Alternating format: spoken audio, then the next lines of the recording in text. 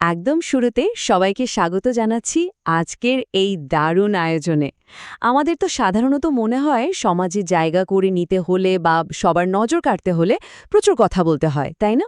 কিন্তু আজ আমরা সম্পূর্ণ ভিন্ন আর বেশ চমকপ্রদ একটা মনস্তাত্ত্বিক বিষয় নিয়ে আলোচনা করব।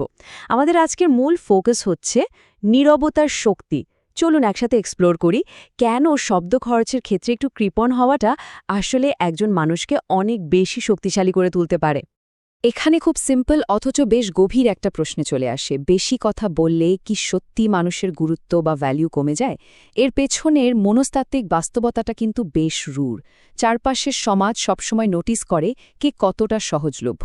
যখন কেউ কোনো বিরতি ছাড়াই একটানা কথা বলতেই থাকে তখন অবচেতনভাবেই তার কথাগুলোর আবেদন কমতে শুরু করে।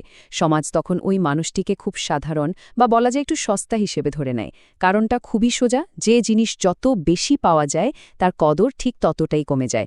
কথার ক্ষেত্রেও একদম এই একই নিয়ম খাটে। আর এই ধারণারই একটা অসাধারণ প্রতিফলন আমরা দেখতে পাই রবার্ট গ্রিনের সেই বিখ্যাত বই দ্য 48 লজ অফ পাওয়ার বইটিতে। আমরা মূলত এই বইয়ের ৪ নম্বর সূত্রের উপর ভিত্তি করে আজকের এই বিশ্লেষণটি দাঁড় করিয়েছি। সূত্রটি হল, প্রয়োজনের চেয়ে সবসময় কম কথা বলুন। শুনলে মনে হতে পারে এটা বুঝি একটা সাধারণ উপদেশ, কিন্তু না। ক্ষমতা ধরে রাখার জন্য এটা অত্যন্ত সুশৃঙ্খল এবং কর্তৃত্বপূর্ণ একটা নিয়ম। এই সূত্র আমাদের শেখায় যে নিজের কথার উপর পুরোপুরি নিয়ন্ত্রণ রাখার মাধ্যমে কিন্তু চারপাশের পরিবেশটাকে নিজের হাতের মুঠোয় রাখা সম্ভব হয়। ওকে, চলুন এই বিষয়ে একটু গভীরে যাওয়া যাক। অতিরিক্ত কথা বলার সহজাত ঝুঁকিগুলো আসলে কি? প্রয়োজনের চেয়ে বেশি কথা বলাটা বিপজ্জনক হওয়ার মূল কারণ হল, মানুষ যখন আবেগের বশে বা নেহাতি নীরবতা ভাঙার জন্য একটানা বকবক করতে শুরু করে, তখন মস্তিষ্ক আর শব্দগুলোকে ফিল্টার করতে পারে না। রেজাল্ট, এমন অনেক কিছু মুখ ফসকে বেরিয়ে যায় যা হয়তো বলা মোটে উচিত ছিল না। এটা ঠিক একটা ফালের মতো, যেখানে মানুষ নিজের পাতা ফাঁদেই নিজে আটকে পড়ে। অতিরিক্ত কথা বলার পরিণতি আর নীরবতার শক্তির মাঝখানে পার্থক্যটা কিন্তু একদম পরিষ্কার। একটু ভাবলে দেখা যায়, দ্রুত বা অতিরিক্ত কথা বলতে গেলে মুখ ফসকে কোনো বোকামি বা খুব সংবেদনশীল গোপন তথ্য বেরিয়ে যাওয়ার দারুণ একটা রিস্ক থাকে। আর একবার মুখ থেকে কোনো কথা বেরিয়ে গেলে ব্যাস, সেটা পরবর্তীতে বুমেরাং হয়ে নিজের দিকেই ফিরে আসতে পারে। এটা মুহূর্তের মধ্যে ব্যক্তিত্বের ওজন একদম শূন্যের কোঠায় নামিয়ে আনে। অন্যদিকে কম কথা বলার যে একটা গাম্ভীর্য আছে, সেটা কিন্তু পুরোপুরি অন্য লেভেলের। এটা চারপাশের আবহে একটা অদৃশ্য রহস্যের দেয়াল তুলে দেয় আর ক্ষমতার এমন একটা প্রকাশ ঘটায় যা সবাইকে সমীহ করতে বাধ্য করে। আর এই বিষয়টা চমৎকারভাবে তুলে ধরে যে নীরবতা শুধু চুপ থাকা নয়, এটা নিজেই প্রচণ্ড শক্তিশালী একটা ভাষা। শব্দ যখন খুব মেপে মেপে ব্যবহার করা হয়, তখন ওই অল্প কয়েকটা শব্দের ওজন বহুগুণ বেড়ে যায়। ইতিহাসে ফরাসি সম্রাট চতুর্দশ লুইয়ের একটা দারুণ ব্যাপার জানা যায়। তিনি তার মন্ত্রীদের কোনো প্রস্তাব শোনার পর হ্যাঁ বা না কিছুই বলতেন না, শুধু বলতেন, আমি দেখব। জাস্ট এই একটা ছোট্ট বাক্য।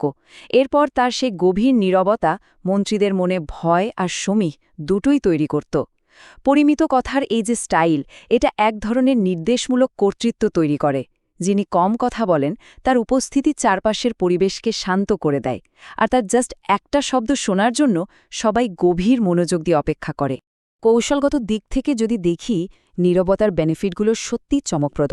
যখন খুব মেপে এবং কম কথা বলা হয়, তখন শ্রোতারা অবচেতনভাবেই পরের কথাটার জন্য একদম অধীর আগ্রহে অপেক্ষা করতে থাকে। এর চেয়েও বড় ট্রিক হল খুব সংক্ষিপ্ত উত্তর দেওয়া। ছোট আর রহস্যময় উত্তর মানুষের মনে প্রবল কৌতূহল জাগায় আর কিছুটা কনফিউশন বা বিভ্রান্তিও তৈরি করে। মজার ব্যাপার হলো, এই বিভ্রান্তিটাই মনস্তাত্ত্বিকভাবে সবচেয়ে বেশি কাজ করে।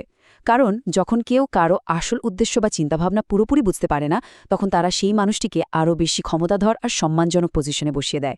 নীরবতা ঠিক এভাবেই একটা পাওয়ারফুল আবহ তৈরি করে, যা যে কোনো সাধারণ কাউকেও একজন বিচক্ষণ ব্যক্তিত্বে রূপান্তর করতে পারে। তাহলে আজকের এই পুরো আলোচনা থেকে সবচেয়ে বড় শিক্ষণীয় বিষয়টা কি দাঁড়ালো? সিম্পল, কম কথা বলে সমাজে নিজের গুরুত্ব বা ভ্যালু বৃদ্ধি করা।